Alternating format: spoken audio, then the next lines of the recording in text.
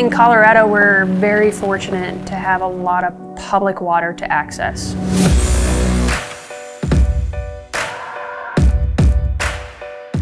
There's a diverse fishery throughout the Front Range. Everything from way out east, some real warm water fishing, to species that aren't normally caught on a fly. That's all right here really close. Carp fishing is really special. One, it's very convenient. I can literally walk out the back door of work and go fishing. The other side of it is they're really challenging to catch with a fly rod. These fish are harder to figure out than any other fish in fresh water, and that's what keeps you coming back to them. Over the last couple of years, it's gotten a lot harder for Denver Front Range anglers to find trouty area. I started to find some of these reservoirs that would be recreational lakes, but they have pretty good bass fishing in it. But the problem is, in the middle of the day, they're incredibly busy, whether water skiers, paddle boarders, people just out recreating. So if I'm out there on the weekend in the middle of the day, there isn't really any fishing opportunities there. Finding a place to fish by yourself, you have to travel. There's a bunch of brand new people getting into the sport, which is fantastic. But if you're looking to find that, haven't seen anyone in a few hours, you gotta be willing to make that drive and that hike in there and just go explore.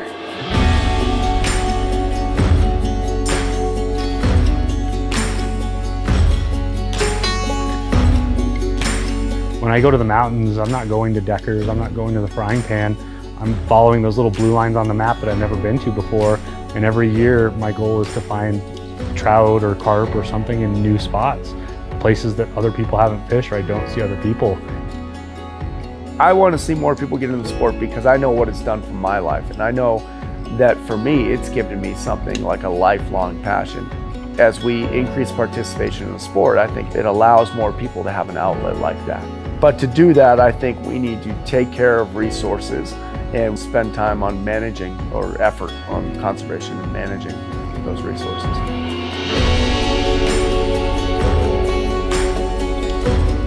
If we just, one, didn't take for granted what was close to home and in our backyard, and two, when we have the luxury of going out of our comfort zone, going to somewhere new and experiencing it, I think we're all going to be a lot more fulfilled as anglers. And that's what is most exciting about angling, is the challenge, it's the problem solving, it's the puzzle to figure out every day.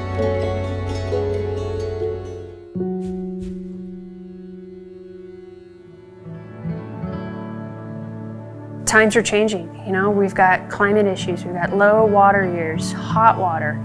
So being able to kind of keep a few different locations to be able to make that change, you know, the morning of notice, I think is huge. Yeah, it's hard to do that because you just want to go out for a quick 30 minutes, but sometimes it's not going to be the greatest thing for the resource itself.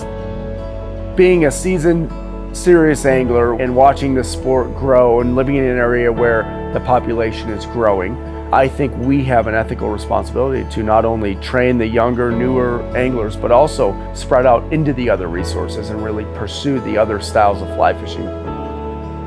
It takes time to learn how to enjoy a resource, but also how to take care of it. Rather than going to the same spots every time, make it an adventure. Try places you've never been, try species you've never tried before. As long as we continue with this sport being the experience, not the end goal, I think that all of these new anglers are going to be as passionate about it as I am. It's everyone's opportunity to go explore the outdoors. Yeah, the sport has exploded in the last couple of years. You love to see people get into the sport and share your passion for it, but being able to adapt going forward is going to be the biggest thing in the world.